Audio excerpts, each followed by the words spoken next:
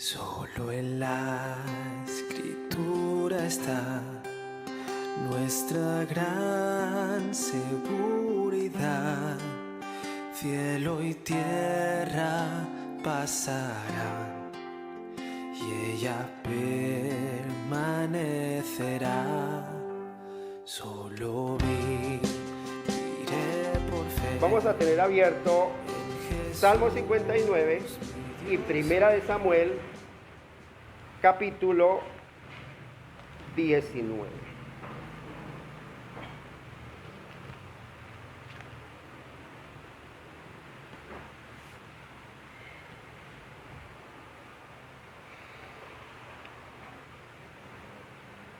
Salmo 59 tiene un título, en la Reina Valera tiene un título que dice: Dios es mi defensor. ¿Hay algún otro título en alguna otra versión? La derrota de mis enemigos. La derrota de mis enemigos. ¿Algún otro título? Dios es mi defensor y la derrota de mis enemigos. Bien. Vamos a iniciar a leer todo el Salmo. Son 17 versículos, pero hoy solamente abarcaremos hasta el versículo 5, hasta el primer Selah. Dice así la bendita palabra de Dios: al músico principal sobre no destruyas, Mictán de David, cuando envió Saúl y vigilaron la casa para matarlo. Versículo 1. Líbrame de mis enemigos, oh Dios mío, ponme a salvo de los que se levantan contra mí. Líbrame de los que cometen iniquidad y sálvame de hombres sanguinarios, porque he aquí están acechando mi vida. Se han juntado contra mí poderosos, no por falta mía ni pecado mío, oh Jehová, sin delito mío corren y se aperciben. Despierta para venir a mi encuentro y mira. Y tú, Jehová, Dios de los ejércitos, Dios de Israel, despierta para castigar a todas las naciones. No tengas misericordia de todos los que se rebelan con iniquidad. Selah. Volverán a la tarde, ladrarán como perros y rodearán la ciudad. He aquí proferirán con su boca, espadas hay en sus labios, porque dicen: ¿quién oye? Mas tú, Jehová, te reirás de ellos, te burlarás de todas las naciones. A causa del poder del enemigo, esperaré en ti, porque Dios es mi defensa. En Dios, el Dios de mi misericordia, irá delante de mí. Dios hará que vea en mis enemigos mi deseo. No los mates, para que mi pueblo no olvide. Dispérsalos con tu poder y abátelos. Oh Jehová, escudo nuestro. Por el pecado de su boca, pon el pecado de su boca por la palabra de sus labios. Sean ellos presos en su soberbia. Y por la maldición y mentira que profieren, acábalos con furor, acábalos para que no sean, y sépase que Dios gobierna en Jacob, hasta los fines de la tierra. Selah. Vuelvan pues a la tarde y ladren como perros y rodeen la ciudad. Anden ellos errantes para hablar, para hallar que comer. Y si no se sacian, pasen la noche quejándose. Pero yo cantaré de tu poder y alabaré de mañana tu misericordia, porque has sido mi amparo y refugio en el día de mi angustia. Fortaleza mía, a ti cantaré, porque eres, oh Dios, mi refugio, el Dios de mi misericordia. Padre, en esta mañana nos presentamos delante de ti como un pueblo santo, como un pueblo apartado para ti, Señor. Como un pequeño remanente que has puesto en este lugar de la ciudad. Te pedimos, Señor, de una manera especial que envíes tu Santo Espíritu para que haga su obra de convencimiento en cada uno de nosotros, Señor. Para que por el poder de tu fuerza, Señor, podamos ser convencidos de pecado, de justicia y de juicio. Y de ser, Señor, realmente esas nuevas creaciones que tú has hecho, Señor, en nosotros. Te lo pedimos, buen Señor, en Cristo Jesús. Amén. y amén. Bien, en la introducción del Salmo observamos que esta historia se desarrolla en el contexto cuando Saúl envía su ejército o envía un escuadrón a la casa de David, y recordemos que David ya estaba casado con su hija Mical, y envía para matarlo. Y nosotros vemos aquí en este salmo dos cosas, así a grosso modo. Por eso les dije, vamos a ubicarnos Salmo 59 y Primera de Samuel, versículo 19.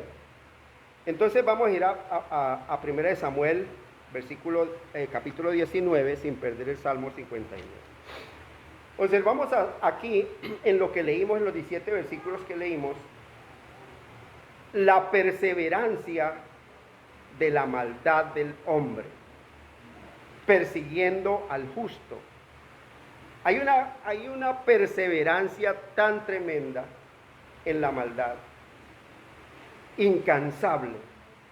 Pero también vemos una perseverancia, la perseverancia del justo, que a pesar de la persecución, que a pesar de que su vida está en peligro de muerte, continúa en la oración, perseverando en la oración, echando mano de la oración, echando mano de Dios como su escudo, como su único defensor.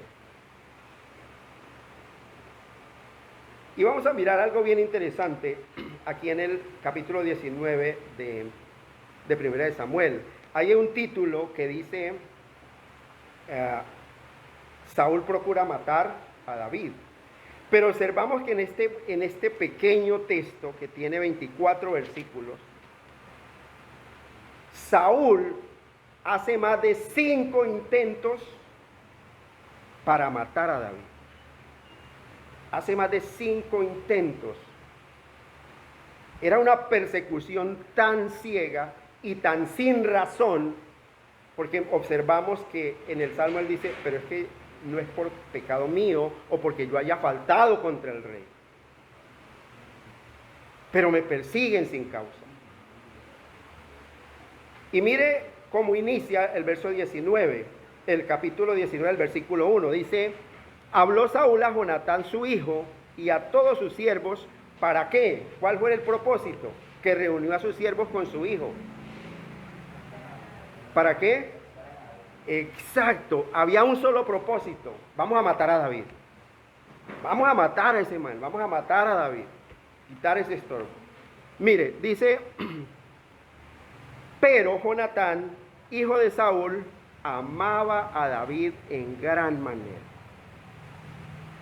Continúa el desarrollo de la historia diciendo, usted lo puede leer en su casa, diciendo que entonces Jonatán toma a su padre y le hace ver, dice, pero padre, ¿cómo es posible que usted se vaya a levantar contra David si mire que él expuso su vida para librarnos de la mano del gigante y de los filisteos?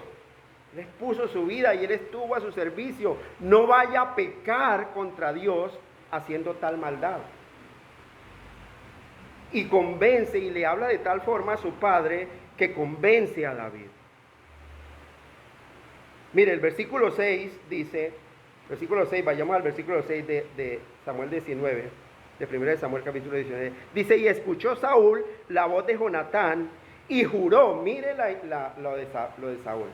Dice, y juró Saúl, vive Jehová que no morirá. Ahí estuvo el primer intento y la primer estorbo que le puso Dios, que fue su mismo hijo, Jonatán. Y Saúl jura delante de su hijo y delante de Dios diciendo, vive Jehová que no morirá. O sea, no lo voy a matar. Versículo 8 dice, después entonces Jonatán llama a David y vuelve y sigue habitando con Saúl, siendo comandando su ejército. Y versículo 8 dice que hubo nuevamente guerra entre los filisteos y el pueblo de Israel, y David sale y pelea contra los filisteos y los hiere con gran estrago como siempre hace, ¿cierto? Pero luego de esa guerra, dice el versículo 9, dice que el espíritu malo de parte de Dios viene otra vez sobre Saúl. Y Saúl y David estaba ahí en el palacio o en la casa real. Estaba sentado tocándole el arpa y cantándole salmos a Saúl para apacentar ese espíritu malo, dice la Escritura. Y dice el versículo 10, dice, y Saúl procuró enclavar a David con la lanza en la pared. Mire, después de que había jurado, después de que vio que David estaba peleando a favor de él, derrotando a sus enemigos, vuelve e intenta matarlo nuevamente. Es la persecución tan tremenda que sufría David. Dice, y Saúl procuró enclavar a David con la lanza a la pared, pero él se apartó de delante de Saúl, el cual hirió con la lanza en la pared. Significa que la pared quedó clavada, la lanza quedó clavada en la pared. Porque el propósito de Saúl era matarlo. ¿Qué hizo David? Huyó. Parte final del versículo 10. Y David huyó y escapó aquella noche. ¿Quedaría contento Saúl? No lo puede matar. Bueno, voy a dormir tranquilo entonces. No. Versículo 11, tercer intento que hace. Mire, y Saúl envió luego mensajeros a casa de David para que lo vigilasen y lo matasen a la mañana. O sea, vayan, presten guardia en su casa y apenas él salga, mátenlo. Mas Mical, su mujer, avisó a David diciendo, si no salvas tu vida esta noche, mañana serás muerto. Ella conocía las intenciones de su padre y salva a su esposo. Le dice, escape hermano, escape mi hijo porque mañana el ejército de mi papá está afuera esperándolo y te van a matar. Y entonces Mical descuelga a David por una de las ventanas y él huye y se esconde. ¿Y qué hizo Mical? Astuta. Toma una estatua, la coloca en la cama, coloca una almohada de pelo de cabra y al otro día, cuarto intento, cuando llegan entonces, dice el verso 14, cuando Saúl envió mensajeros para prender a David, ella respondió, está enfermo, no puede salir. O sea, amaneció al otro día, golpearon la puerta, bueno, Mical, ¿dónde está David? Que ya es tarde y no sale. No, mi marido está enfermo. Se van los mensajeros para el rey y le dicen, no, es que está enfermo, no podemos hacer nada, no pudimos esperar que saliera. Versículo 15, ahí viene el cuarto intento. Volvió Saúl a enviar mensajeros para que viesen a David diciendo, tráigamelo en la cama para que lo maten. Si está enfermo, tráigamelo con cama y todo. Mejor, porque ahí en la cama él no se puede defender y yo lo mato. Mira lo interesante. Por eso la angustia de David cuando escribe el Salmo. Líbrame, Señor, de mis enemigos. Es que no era cualquier persecución, era una persecución encarnizada. Y es lo que el encabezamiento del Salmo se refiere a este hecho de la historia de David. Cuando los mensajeros entraron, ¿qué vieron en la cama? La estatua. Vieron en la cama la estatua, se sintieron burlados, fueron y le contaron a su padre se sintió burlado y llama a su hija, la regaña, que cómo es posible que esté en contra de su padre. Pero David huye, versículo 18, dice, huyó pues David y escapó y vino a Samuel. Se fue para donde Samuel a contarle lo que le estaba pasando. Huye Samuel en Ramá y le dijo todo lo que Saúl había hecho con él. Y él y Samuel se fueron y moraron en Naiot. No volvió a darse cuenta Saúl, pero pues como era el rey, ¿qué sucede? Versículo 19. Y fue dado aviso a Saúl diciendo, he aquí que David está en Naiot, en Ramá. ¿qué hace Saúl? Dice, verso 20, entonces Saúl envió mensajeros que trajeran a David, los cuales vieron una compañía de profetas que profetizaban a Samuel y que estaban allá y los presidía. Y vino el Espíritu de Dios sobre los mensajeros de Saúl y ellos también profetizaron. Aquí en este quinto intento envía una cuadrilla. ¿Y qué hace el Espíritu Santo de Dios? Toma posesión de ellos y los hace profetizar y se les olvida la misión. Y así por 3 veces más. Envía nuevamente otra compañía. Estos también los coge el Espíritu Santo de Dios y los hace profetizar junto con Samuel al siguiente, hasta que dijo Saúl, no, me va a tocar que ir a mí mismo.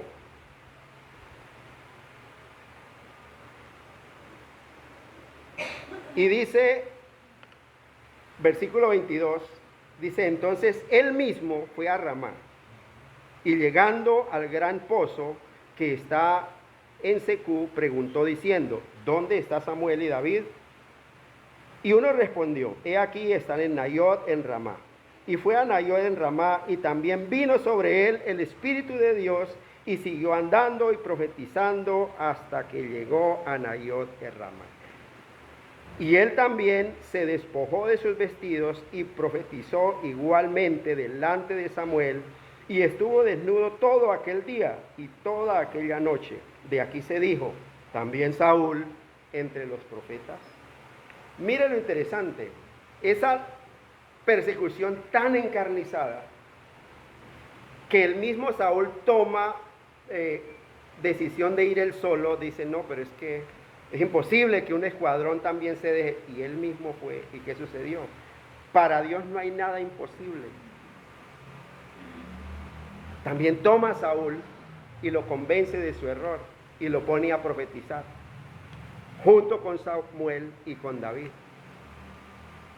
Verso 19, que el capítulo 19, que es a lo que hace alusión el Salmo 19, ese hecho histórico. Mire, iglesia, algo que nosotros debemos querer tener presente es lo siguiente. A quien Dios guarda, Satanás no puede destruirlo. Y ese es el título de la predicación de hoy. A quien Dios guarda, Satanás no puede destruirlo. Mire, puede utilizar todas las artimañas que quiera el enemigo. Pero bien dice la Escritura por allá en el Salmo 37, el ángel de Jehová acampa alrededor de los que le temen y los defiende. ¿Cómo no honrar a un Dios tan bueno? ¿Cómo no vivir para ese Dios tan bueno? ¿Cómo no ofrecerle lo mejor de nosotros a ese Dios tan bueno, que nos guarda todo el tiempo? Mire, Dios mismo incluso puede preservar la vida de todos sus profetas, dice la Escritura, utilizando cuervos. Esos animales que si ustedes cuidan les sacan los ojos, ¿cierto? Hay un proverbio que dice, cría cuervos, te sacarán los ojos. Pero Dios utiliza aún esos animales para preservar la vida de sus profetas. ¿Lo hizo con quién? Con Elías, bien. Elías huye de una mujer después de haber derrotado más de 900 sacerdotes de Baal. Y se esconde en un arroyo y Dios lo alimenta con cuervos. Los cuervos le llevaban pan y carne y él bebía agua del arroyo. Dios en su señorío utiliza toda su creación, todas sus criaturas, para preservar la vida de sus santos. Y nosotros vemos en la historia de David, en este marco de la historia de David, que David siempre halló un amigo que lo ayudaba cuando sus situaciones eran extremo peligrosas. Y lo más tenaz y lo más impresionante es que ese amigo lo hallaba en la casa de su enemigo. En primera instancia, ¿quién lo libraba? Jonathan, el hijo de David. Observamos. Y aquí en este caso lo libra Mical, la hija también de Saúl, que era su esposa.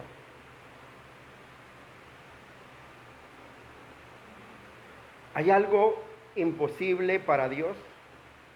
¿Hay algo difícil para Dios? Recuerde, iglesia, a quien Dios guarda, Satanás no puede destruirlo. Puede atacarlo, claro. Puede derribarlo, claro, pero no lo puede destruir. Versículo 1 del Salmo, ahora sí vamos al Salmo 59. Versículo 1 dice, líbrame de mis enemigos, oh Dios mío, ponme a salvo de los que se levantan contra mí. Observamos la historia de el marco histórico donde se desarrolló por el cual escribe este salmo. Y David en ese punto estaba a un paso de ser capturado para ser muerto, sin importar si estuviera alentado o enfermo. Eso no le importaba al rey. Él quería llevarlo para matarlo, para ejecutar su deseo, el deseo de su corazón, que era matar al rey David. Y en esta situación, miren lo interesante, una frase que he repetido muchas veces, y es que al corazón regenerado, la aflicción, la persecución, la miseria, la tribulación, al corazón regenerado lo acerca más a Dios. Pero esa tribulación, esa angustia, esa aflicción al corazón no regenerado lo aparta de Dios, porque no es lo que Él busca.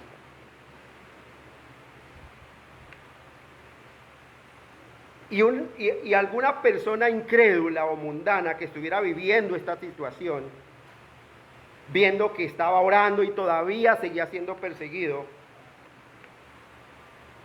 se hubiera apartado y hubiera desistido. Pero ¿yo para qué oro?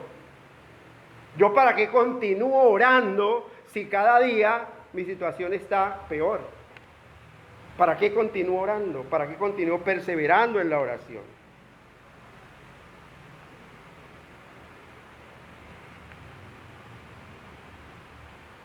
Son palabras vanas. Tanto que lloro y Dios no me escucha. Tanto que lloro y Dios no me da lo que yo necesito. Pero es que muchas veces lo que nosotros pedimos no es lo que necesitamos. Y Dios necesita hacer una obra en nosotros de fortalecer nuestro carácter.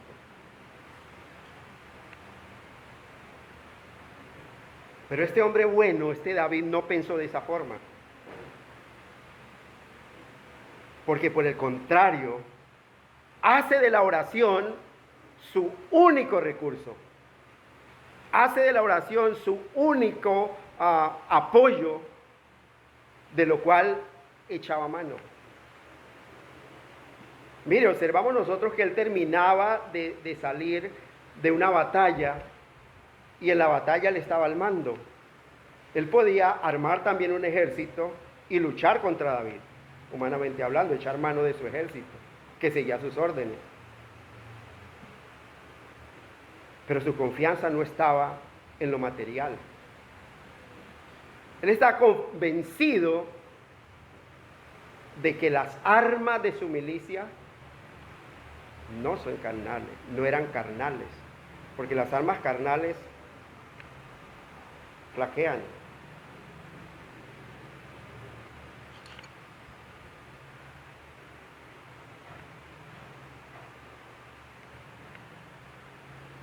Mire, aquí podemos observar, en este solo texto podemos observar dos alegaciones que hace David. Y la primera que hace es que Dios El Dios Todopoderoso es su Dios, porque clama, líbrame de mis enemigos, oh Dios mío.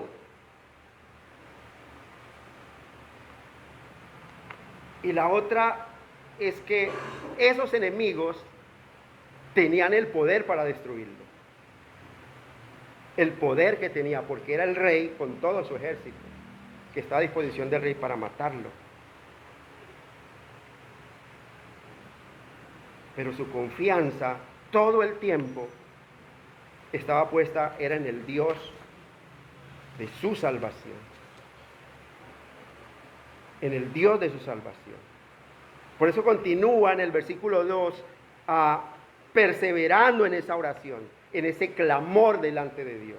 Versículo 2 diciendo, líbrame de los que cometen iniquidad y sálvame de hombres sanguinarios. Y observamos nosotros en lo que leímos en el capítulo 19, la sanguinariedad con la que se había ensañado Saúl para perseguir a David. Más de 5 intentos en ese solo texto, incansable para matarlo. Pero si nosotros analizamos el contexto con los ojos de Cristo, con los ojos del Espíritu, no con los ojos de la carne, sino con los ojos del Espíritu, nosotros podemos mirar y observar que Saúl debía tener más motivos para temer a David que David a Saúl. Porque el arma que estaba utilizando David era el arma invencible de la oración.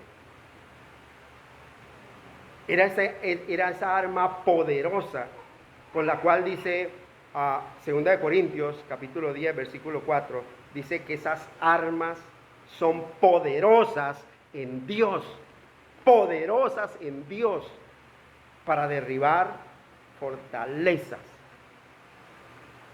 derribando toda altivez, todo argumento y todo aquello que se levante en contra del conocimiento de Dios.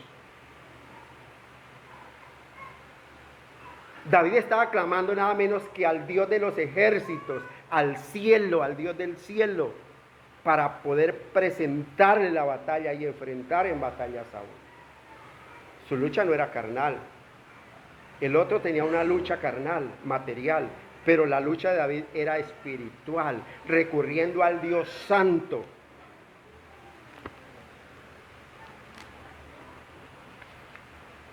Y hay un convencimiento tal,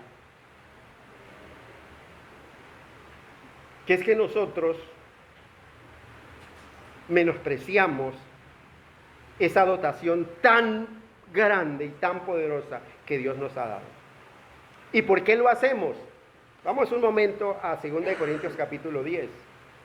2 de Corintios capítulo 10. Hay una razón por la que ustedes y yo no perseveramos en la oración.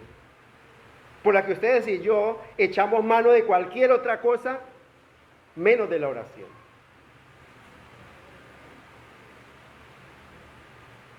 Y ahí es donde realmente nos dedicamos quiénes somos realmente delante de Dios y delante de los hombres. Mire, iglesia,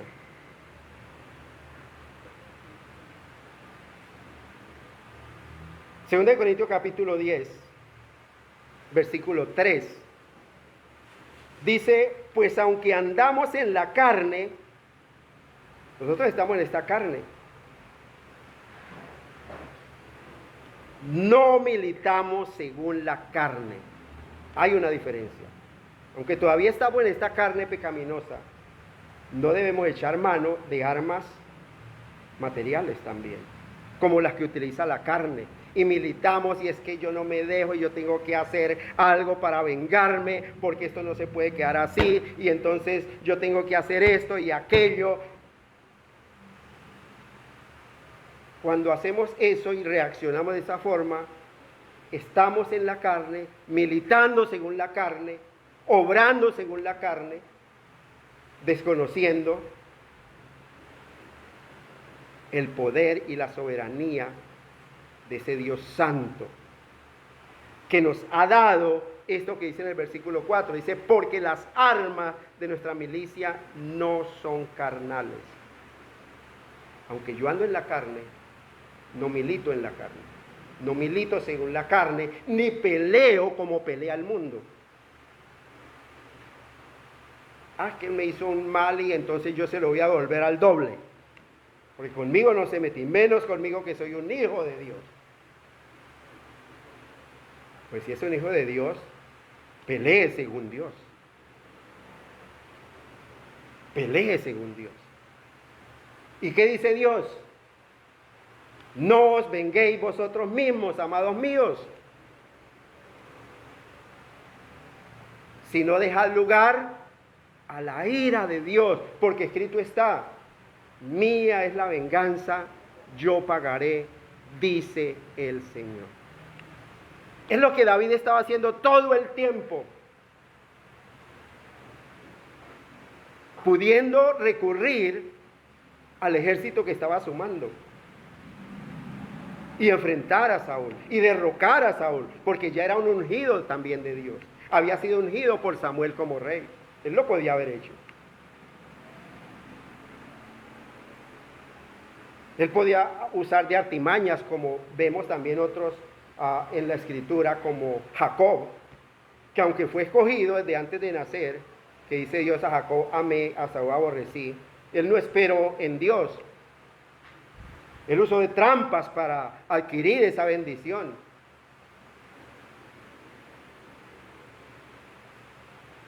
Y de esa misma forma fue pagando en su vida. También su suegro le hizo trampa. Todo el tiempo. David tenía todo el respaldo de Dios, pero esperó en Dios.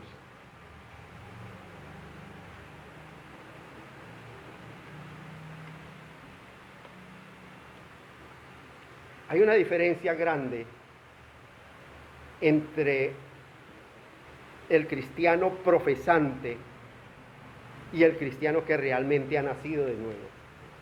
El cristiano profesante está en la carne, vive en la carne, actúa según la carne. Pero el que ha nacido de nuevo, el mundo lo ve como una cosa extraña. Porque no obra como el mundo, no piensa como el mundo, no quiere agradar al mundo.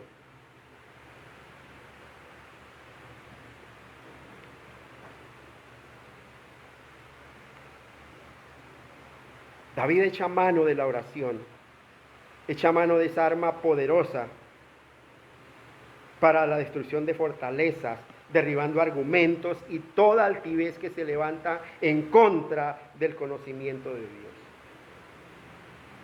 Versículo 3 del Salmo 59. Dice, continúa David diciendo, porque aquí están acechando mi vida.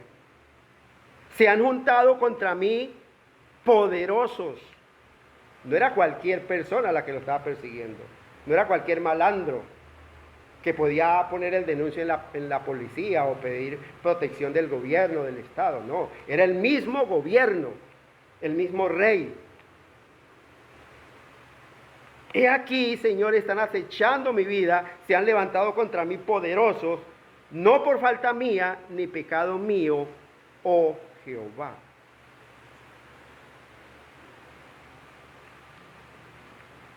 Y mire lo interesante, en tanto que el enemigo estaba acechándolo, él estaba en oración. Él estaba orando delante de Dios. Señor, mira a mis enemigos, cómo me rodean, cómo rodean mi casa.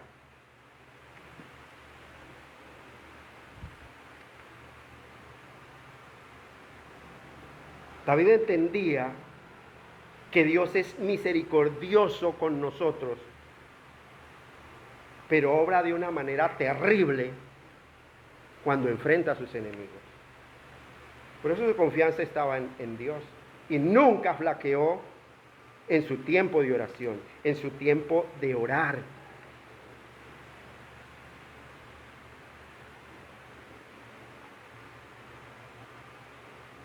Se han juntado contra mí poderosos. Mire, ninguno de ellos, ninguno de los principales de la guardia principal de David, ninguno estaba ausente. Todos estaban allí. Porque el único objetivo era dar muerte al santo de Dios, al ungido de Dios. Para ellos era una diversión hacerle caso al rey. Y era un gozo poder cumplir las órdenes del rey. Por eso él alega su propia inocencia y dice, mire Señor, pero es que yo no he hecho nada. Yo no he pecado contra Saúl. Él no alega su defensa o su inocencia con respecto a Dios. Porque él sabía que él es malo. Y es más, él lo dijo en el Salmo 51. En maldad he sido formado y en pecado me concibió mi madre. Lo que él alegaba era su inocencia delante de Saúl. Pero es que yo no he hecho nada en contra del rey. Yo no he pecado contra Saúl, yo no he faltado a mis deberes como general del ejército. He peleado las batallas, he librado al pueblo.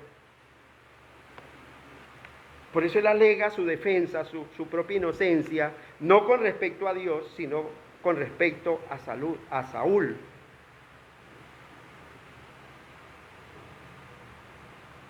Sí, en cuanto a sus perseguidores. Por eso, querida iglesia, hay algo que nosotros debemos tener muy presente y muy en cuenta, y que usted debe tener en cuenta, para que no se equivoque delante de Dios y no haga reclamos tontos delante de Dios. Es que la inocencia del hombre piadoso no le es una garantía contra la maldad de los inicuos, del hombre malo. El hecho de que yo sea una persona recta, el hecho de que yo sea una persona honesta, íntegra, no es una garantía de que alguien, sin yo haberle hecho mal, se levante contra mí a querer dañar mi integridad o a querer hacerme la guerra. No es una garantía. En cuanto dependa de nosotros, debemos estar en paz con todos los hombres. Pero Dios en su soberanía puede permitir que alguien que nosotros no esperamos se levante contra nosotros, nos haga guerra para formar nuestro carácter. Y qué bueno que podamos decir, como dijo Job, Señor, me probarás con fuego y saldré como oro. Porque el oro se refina con fuego. Y entre más fuego, más puro sale el oro.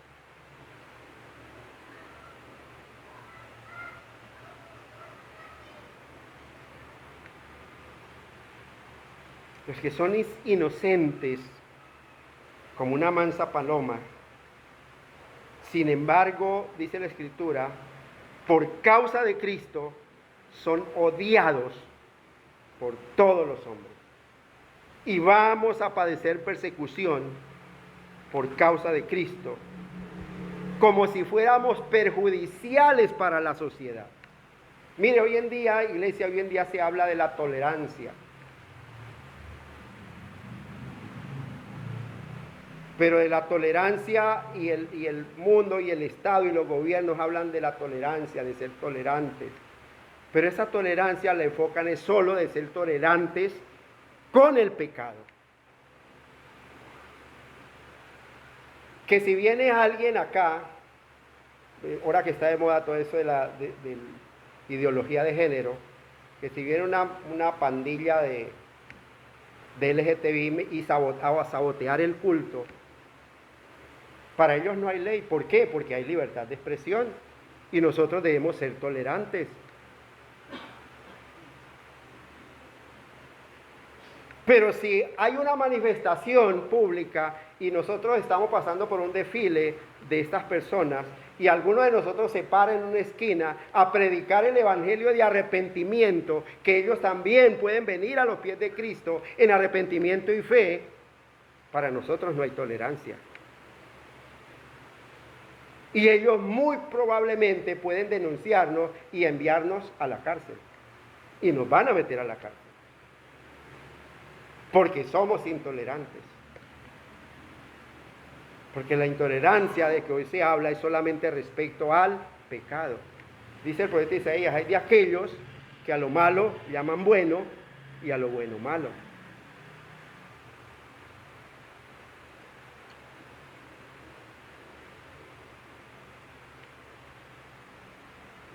Todos nosotros estamos expuestos a ser odiados por causa del evangelio. Si usted no ha recibido ningún reproche por el hecho de ser cristiano, analice su vida cristiana. Si usted cuando llega a un lugar y las cosas siguen tal cual como van y no hay ningún cambio en la conducta del grupo donde usted llega, usted es un cristiano espía. Nadie sabe que es cristiano. Pero si usted incomoda con su presencia en el mundo, usted es un ejemplo, un testimonio viviente. No por lo que usted es, sino por lo que usted representa, por el Dios Santo que usted representa.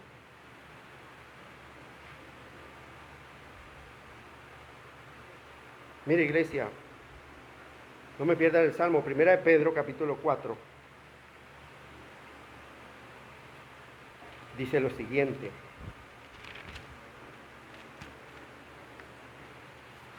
Primera de Pedro, capítulo 4. Dice, versículo 14. Hay un título desde el versículo 12 diciendo, padeciendo como cristianos. Miren, el cristiano padece, no es fácil. Versículo 14 dice, si sois vituperados por causa del nombre de Cristo, sois bienaventurados, porque el glorioso Espíritu de Dios reposa sobre vosotros. Ciertamente, de parte de ellos, Él es blasfemado, pero por vosotros es glorificado. Si somos vituperados, si somos burlados, si somos acosados por causa de Cristo, somos bienaventurados. Pero si, como continúa el versículo 15, pero si no, dice, así que ninguno de vosotros padezca como homicida, o ladrón, o malhechor, o por entremeterse en lo ajeno. Porque si padece por eso, pues tiene su justo pago. ¿Qué le manda a ser chismoso? Meterse en lo que nadie lo ha llamado. Tome para que lleve. ¿Quién le manda a ser ladrón? No robe. Y ya. Versículo 16, pero si alguno padece como cristiano, no se avergüence. No se avergüence, sino glorifique a Dios por ello. Glorifique a Dios. Venga, pero usted no era así, usted antes era más bacano, venga, acompáñeme, mire, acompáñeme aquí al bar de la esquina y vamos y pasamos rico, chévere. Pues sí, no, una vez al año no hace daño. Pero usted dice, no, antes iba, ahora ya no voy. ¿Qué le pasó, hermano? Usted charro revolvió.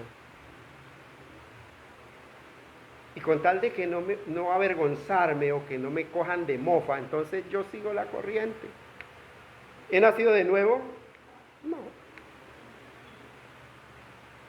Porque todavía estoy viviendo en la vanagloria de los ojos, en la vanagloria de la vida, en los deseos de la carne. Y eso no proviene del Padre, sino del mundo.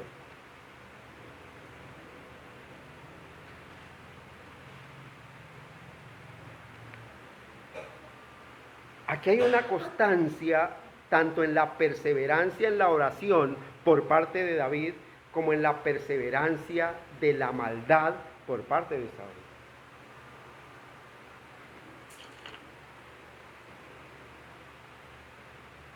Continúa en el versículo 4 del Salmo 59 diciendo, mire, sin delito mío corren y me apersiguen y me aperciben.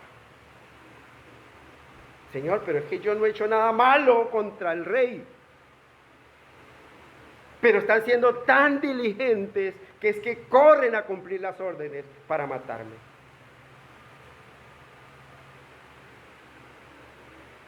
Él pone su queja ante aquel que todo lo ve, que todo lo sabe, que todo lo gobierna y que es capaz de guardarnos en cualquier situación.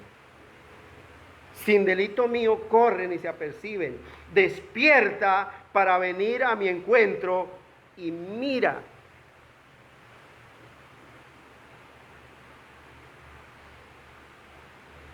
Hay un clamor tan arraigado en David, que es como si David le estuviera diciendo a Dios, Señor, mira, por favor, deja de hacer lo otro que esté haciendo y mira mi caso. Hablando como humanamente, como si Dios fuera otro hombre. Por eso es que Dios siempre se queja con su pueblo, que nosotros tenemos un concepto muy humano de Dios. Creemos que Dios es como nosotros, simplemente más grande y con cierto poder superior, un poco superior a nosotros nomás. Pero la mayoría de nosotros, los hijos de Dios, ignoramos la grandeza de esa divinidad que es Dios.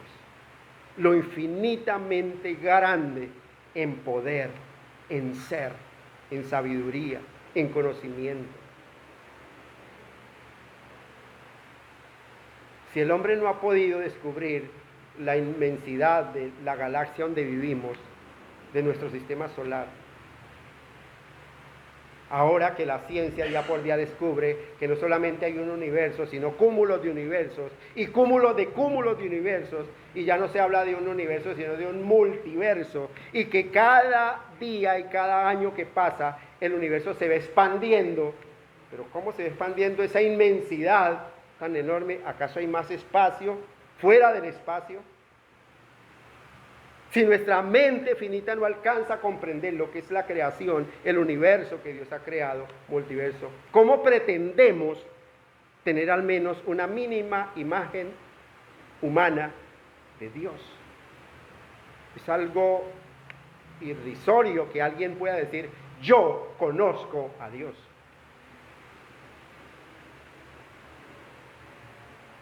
Y es más, los que dicen, se atreven a decir eso, nunca han leído lo que Dios ha manifestado de sí mismo en su palabra. Para tener una idea al menos coherente del carácter de Dios, debo tener una sana disciplina de escudriñar las Escrituras para saber quién es Él y entender su grandeza y poder comprender la magnitud del Dios a quien yo digo servir y creer. Y si realmente lo entendiera, vuelvo y digo, como le dije en días pasados, no veríamos tantas sillas vacías en las congregaciones. No veríamos gente llegar tarde a estas horas, ya terminar el culto. Por el contrario, veríamos cuando llegamos a abrir nosotros a las 8, ya veríamos gente ahí esperando para que abrieran y entrar a tener tiempo de oración, tiempo de intimidad con Dios.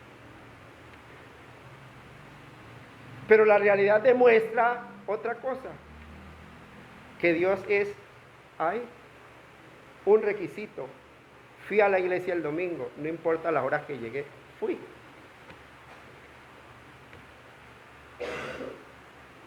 ¿Hay un nacimiento de nuevo? No. No lo hay. Porque no tenemos el entendimiento de la magnitud, de la grandeza del Dios a quien le servimos.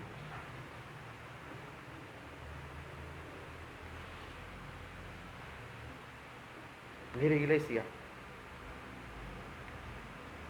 llega el tiempo, en el salmo anterior, que también era un salmo imprecatorio, ese también es un salmo imprecatorio, llega un tiempo en que nosotros vamos a orar imprecatoriamente.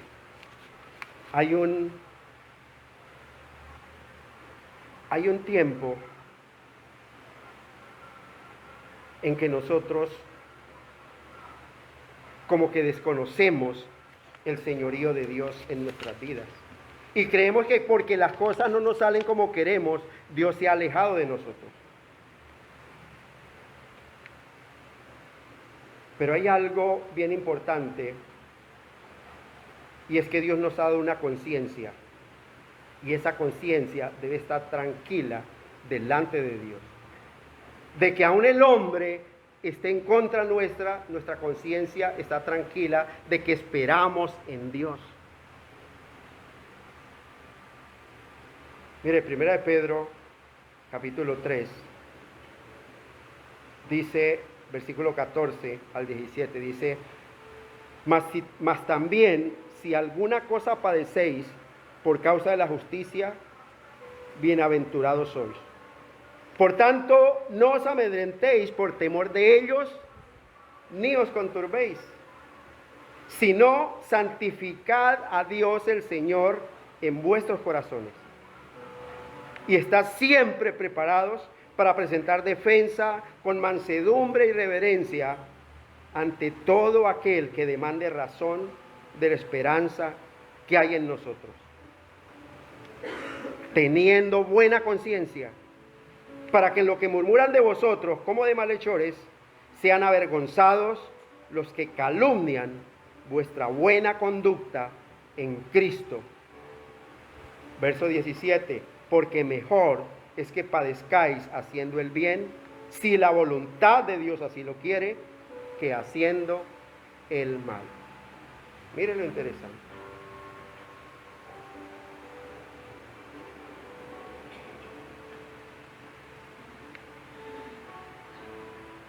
Pero llega el tiempo que en nuestra humanidad hay un desespero.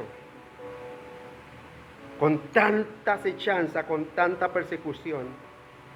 Por eso, antes de esta pausa, donde el rey David toma ese tiempo de meditación, de decir Selah, en el versículo 5, dice, y tú, Jehová Dios de los ejércitos, Dios de Israel, despierta para castigar a todas las naciones. No tengas misericordia de todos los que se rebelan con iniquidad.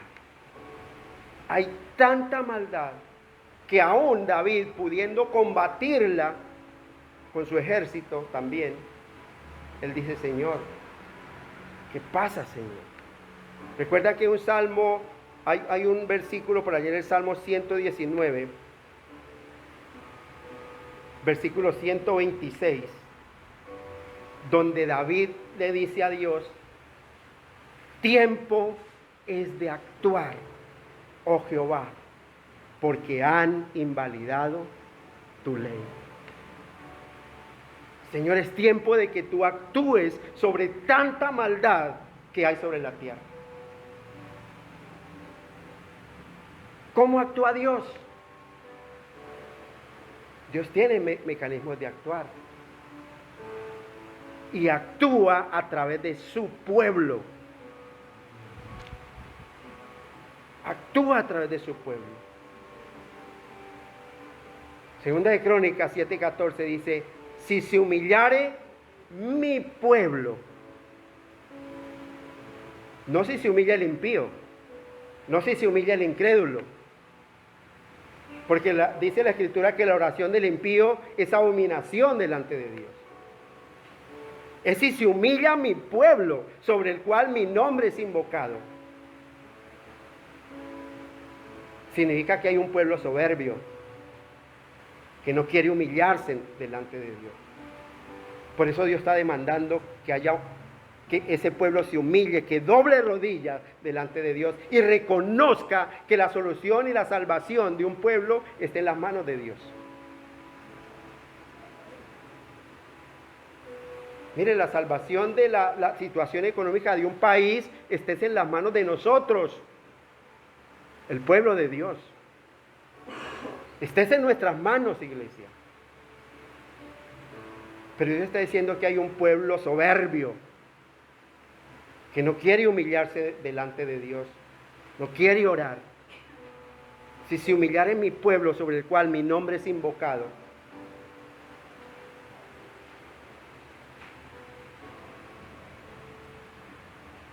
y buscar en mi rostro, porque dice busquen mi rostro. Bueno, ¿acaso la gente no está viniendo a la congregación, pero no está buscando a Dios? Buscan otras cosas, buscan cumplir un requisito. Porque si fuera buscando a Dios, la iglesia estaría llena desde temprano. Y en los cultos habría cola, como cuando hacen esas campañas de La Voz y todos esos concursos donde la gente va. Si dicen que hoy que es 18, que el miércoles o que el lunes 19 o el martes 20 en el estadio va a estar Caracola ya seleccionando, desde hoy están cogiendo puestos la gente. Desde hoy ya hay fila. Pero Dios, que es el que nos creó, no tiene importancia ni aún en su pueblo.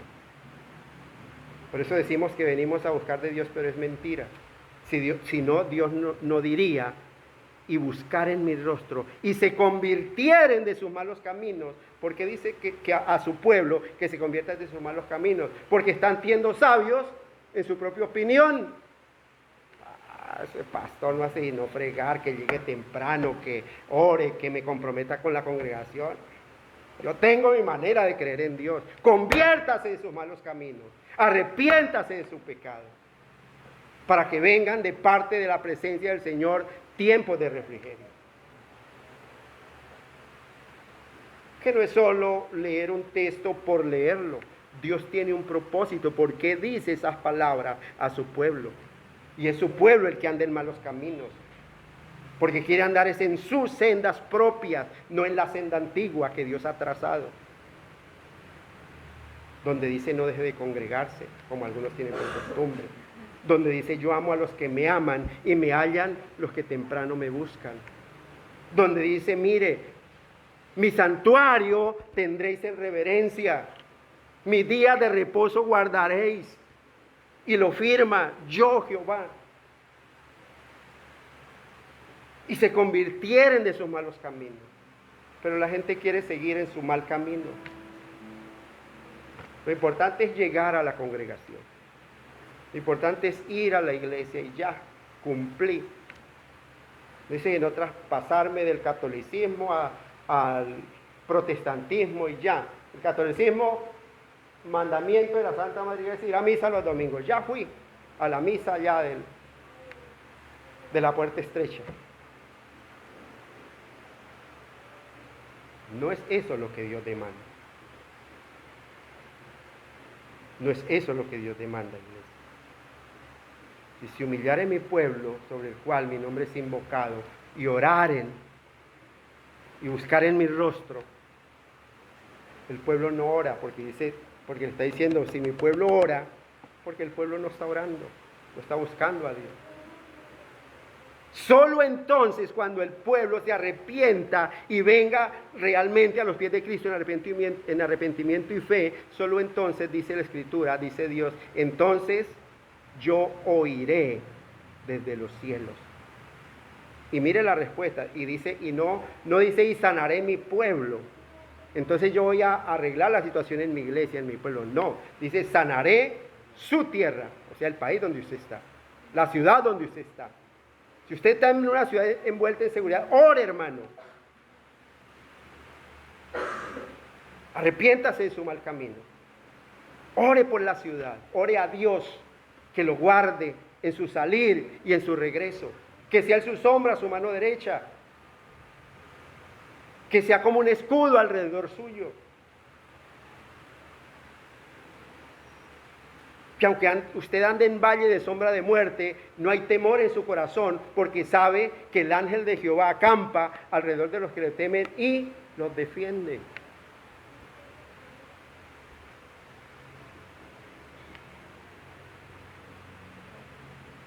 Entonces yo iré desde los cielos y perdonaré sus pecados y sanaré su tierra. Es necesario, iglesia, perseverar en la oración, sujetarnos a la voluntad de Dios, humillarnos bajo la poderosa mano de Dios. Mire, iglesia, David cierra esta primera parte diciendo: Señor, como hombres ellos merecen toda la misericordia, pero no como transgresores de la ley. Pero no en su maldad, porque si continúan endurecidos en su pecado, no pases por alto su opresión. Castígalo, Señor. No tengas misericordia de su maldad,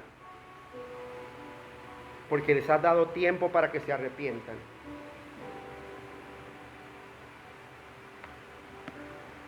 Porque David estaba consciente que si Dios pasaba por alto el pecado de esos transgresores,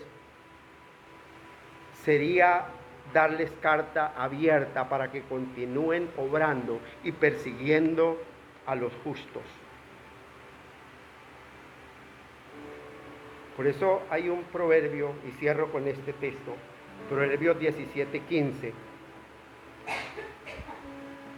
Dice así la bendita palabra de Dios. Proverbios 17:15 dice: el que justifica al impío y el que condena al justo, ambos son igualmente abominación a Jehová. Entonces Dios no puede justificar al impío solo porque sí. El impío debe pagar. El impío debe pagar.